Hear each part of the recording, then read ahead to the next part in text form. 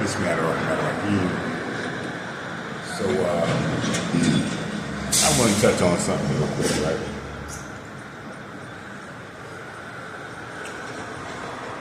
One of the talking points that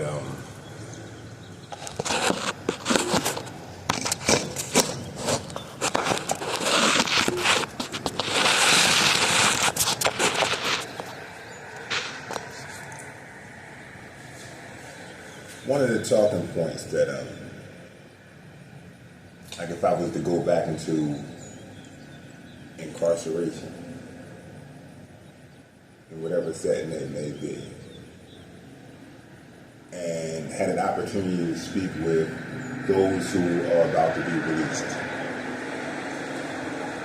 And it could be a mixed bag. It could be people who've never been on supervision and people who've been on supervision, because obviously those who've been on supervision before and are incarcerated again, had some missteps or some miscalculations or whatever the case may be. It could be due to substance abuse disorder, it could be to criminal addictive behaviors and thinking patterns, it could be to a whole host of things, but it doesn't matter if they're about to be released or going back out on supervision and they believe that they have experienced parole or probation to the point that they know how to handle it.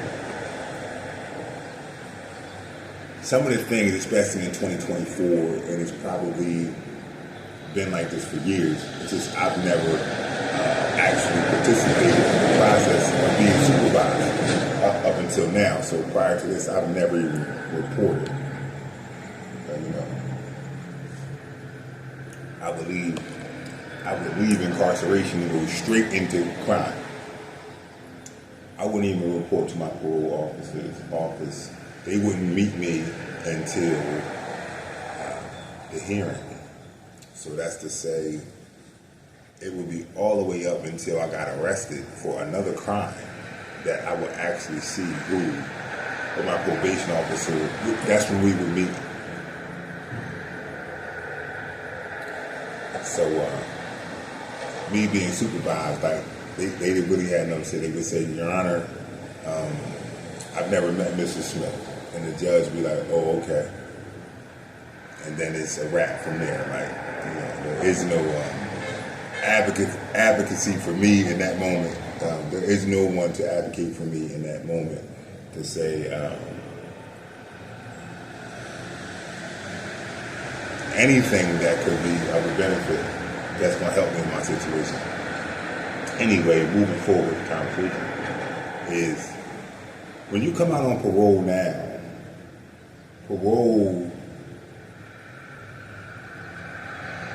the Pennsylvania Board of Probation and Parole probation and parole are not your parents.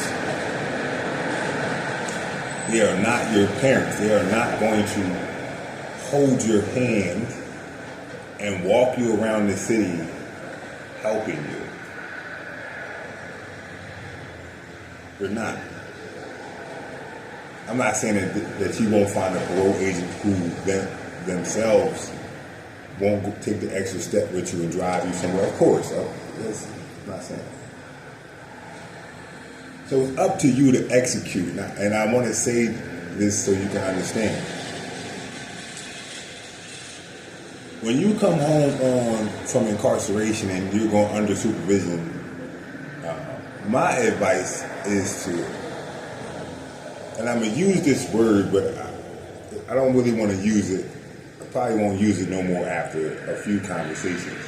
Like after a few established conversations, I won't use this word anymore.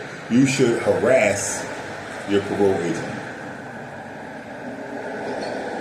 And so I won't be using that word too much. I'm using it now so you can understand what I mean by being dogged, being the first one to strike with information. Like, your parole agent should be abreast and know about every next step that you're going to take or that you're trying to take. So, an example, parole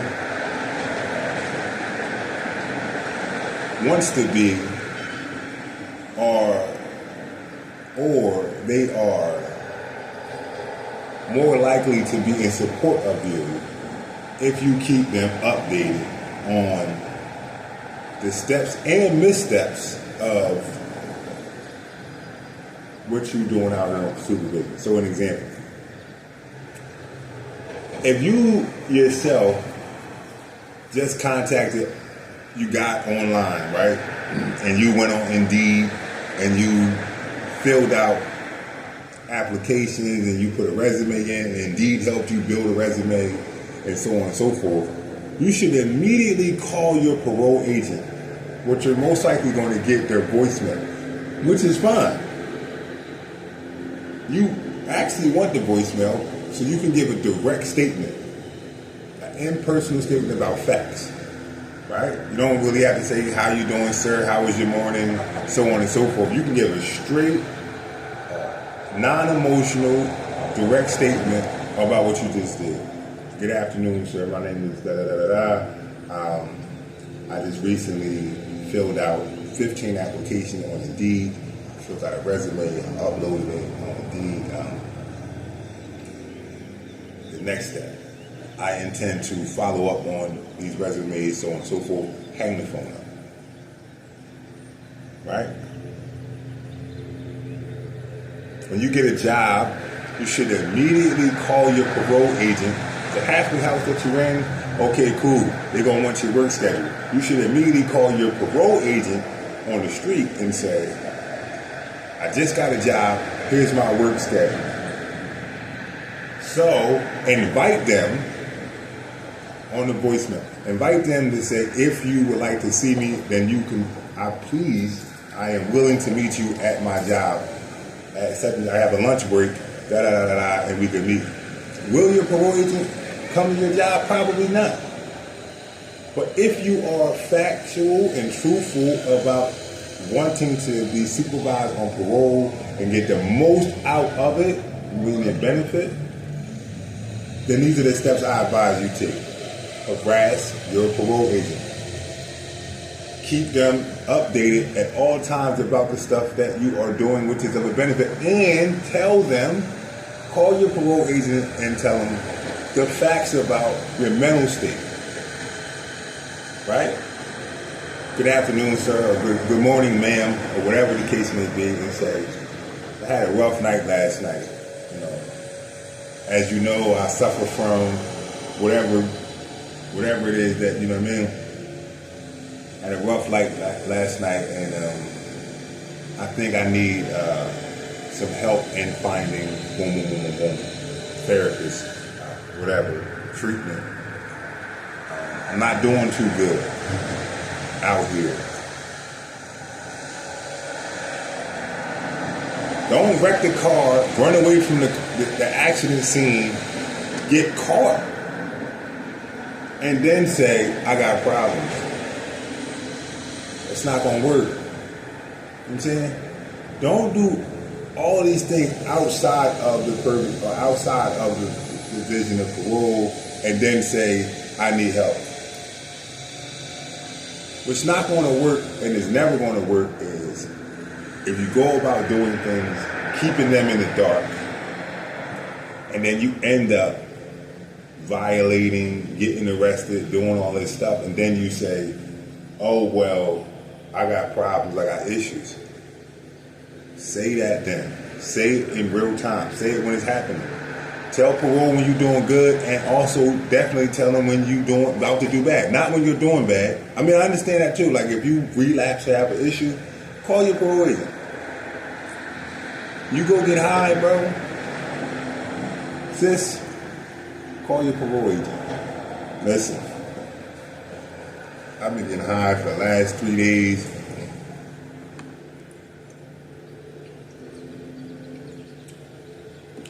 And I just wanted to tell you that I need help. Don't get high for the last 3 days. Get arrested for buying more drugs. And then meet your PO in the county. They're going to ask you, they're going to be like, damn, what's going on with you? What happened?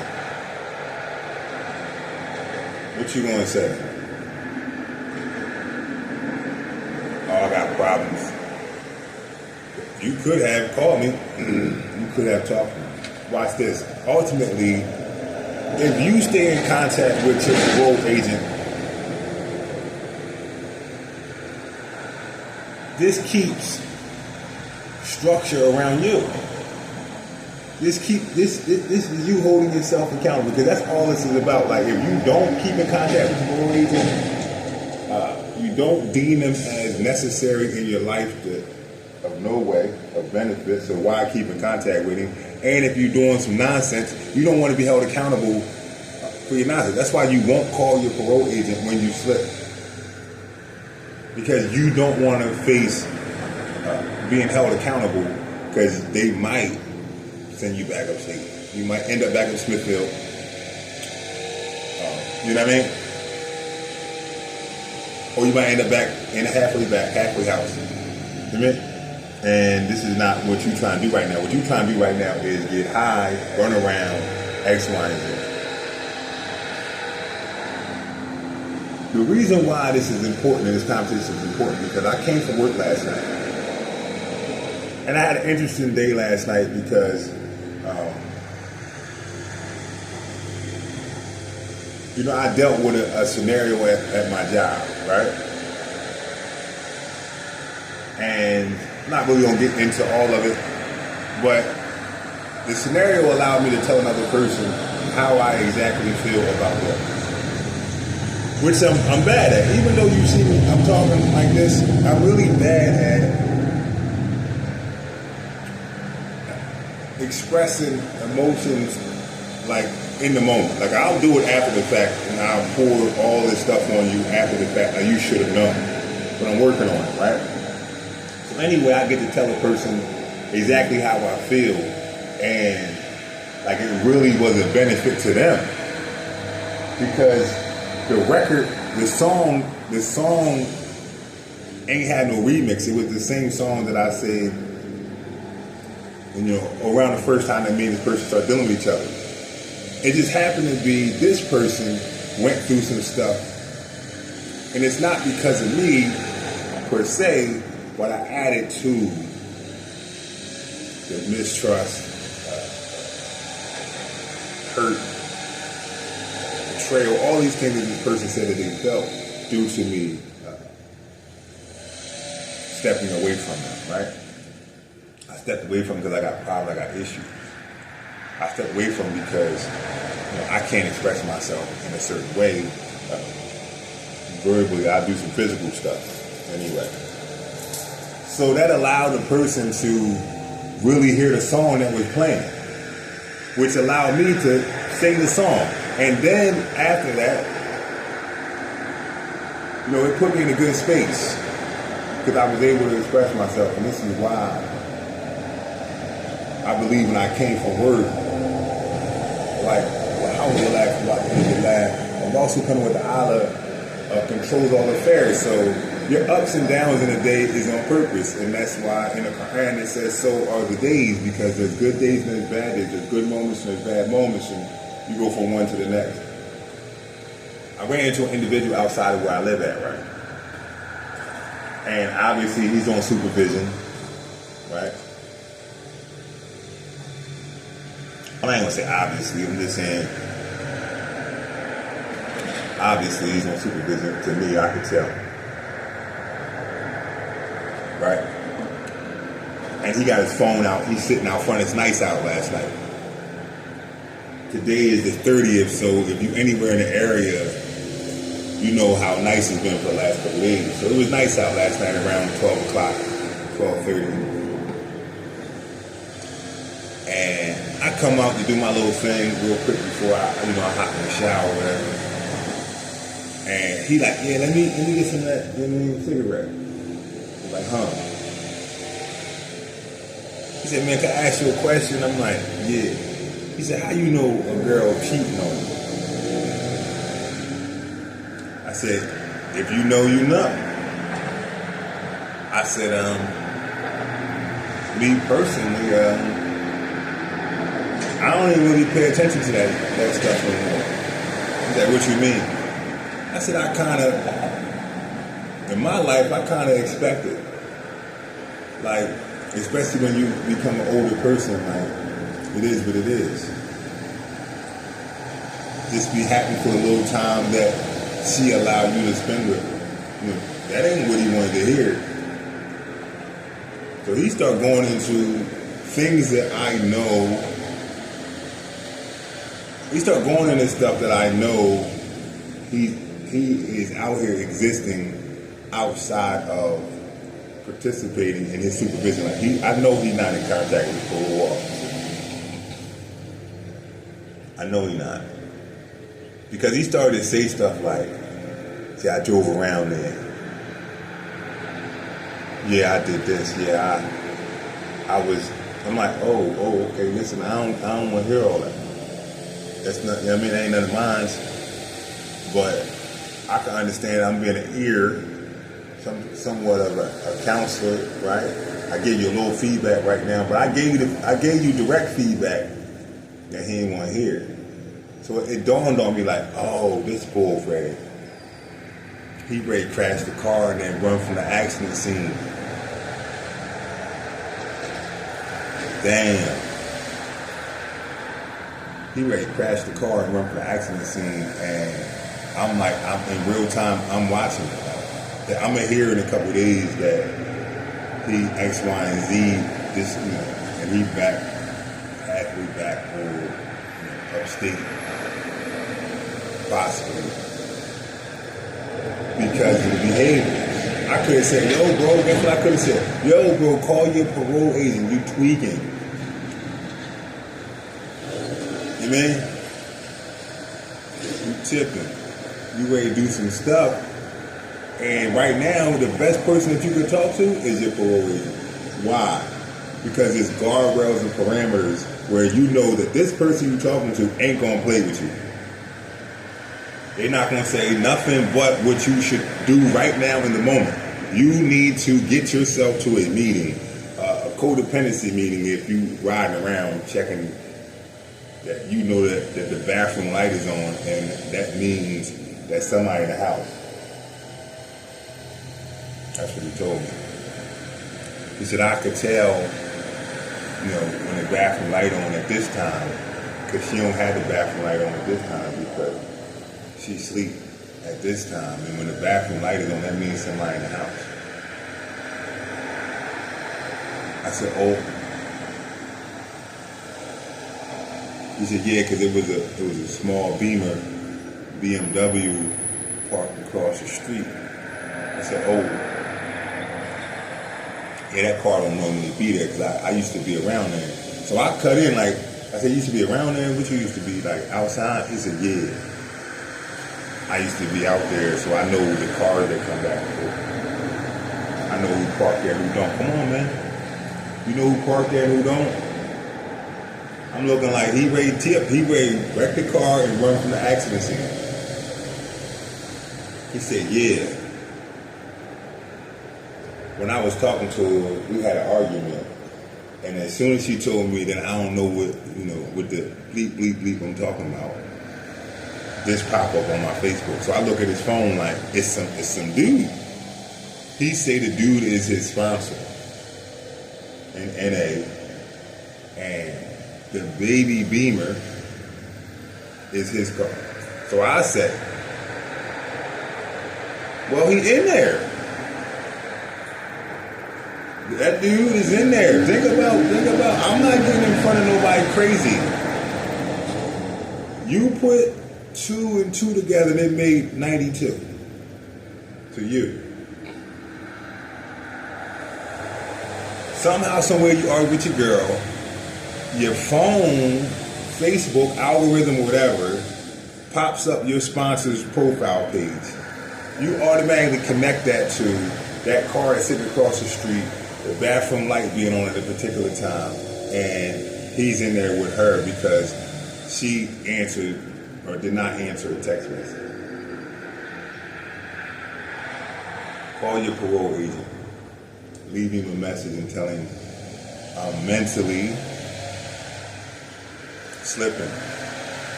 This what happened. This what happened. I believe that my girl is cheating on me And here's the proof. The proof is a Facebook profile that popped up when we were arguing. I rolled by there. I seen a car that I know is his car that's sitting in the visitor spot. The bathroom light is on. Tell him that shit.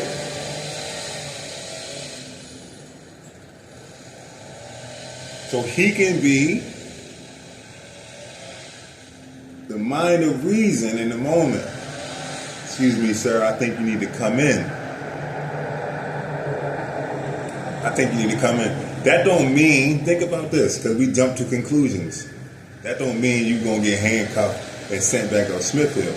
That means that we can have a discussion about maybe you might want to go do like a 45-day inpatient situation with a heavy dose of cold current. Cold current, right? Because it's obvious that you got some mental stuff going on that you need to deal with on top of your substance abuse disorder. You need to harass your parole agent. And like I said, I won't keep using that word because that's not really a good word to use, right? Harass is not good. I don't want you to get on their nerves. I don't want you to put them in an uncomfortable position when dealing with you. But I want you to keep them updated on everything, bro. Or sis. On everything. That's what I'm doing. How you doing, Mr. Such and Such? This is Mr. Smith again. So, like we talked about last time, I did this and I did that. I feel like it's going to be a benefit here. I don't really think that the other thing that I did is going to benefit, so I'm going to stop doing that and I'm going to keep doing this. Oh, by the way, I'm still working at, that crappy old job, right? I'm trying to get a better job. I'll keep you posted on, interviews. Why is this all important? Because if you do this, then they understand that now some allowances can be taken. You got a curfew. You're on curfew because, man, you know why you're on curfew. You got a history of not being accountable. That's why you're on curfew, bro. Or sis, you got a history of not being accountable. So don't act like you don't know why you got the ankle monitor on and you on curfew. But I'm saying that because if you consistently update your parole agent and then you say, man, they got meetings or a particular thing around the time that I'm supposed to be in the crib. And you tell them, yo, Thursday or Friday, Saturday night, they got this thing going on. I'm calling you ahead of time because I need to get to this thing. If you've been doing what you need to be doing, they're going to say, yeah, why not? What is it about? Treatment, recovery, a job fair, this, that, and third, time with the family? Yeah, go ahead, man. Thank you for keeping me updated. Thank you for keeping me updated.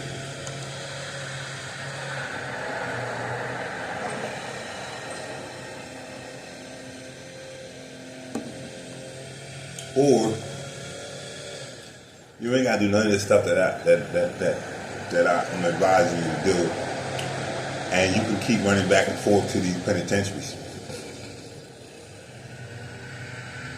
these halfway houses. You can keep running back and forth and act like somebody messing with you. Oh, they messing with me. That's weird.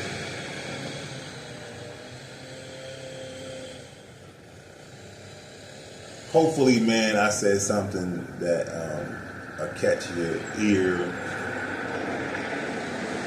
something cogent that'll get your brain thinking like, yo, you know you valuable, bro, or sis, you know you like valuable. You know your life is valuable. You know what I mean? Your presence, being present. You got a big impact on people, bruh. sis. Don't diminish yourself mentally. Don't go through the psychological nonsense that you're going through, and lower yourself. You big, you big, you colossal. Move mountains. Stop thinking or talking down to yourself. Negative self-talk is real. I did it all my life.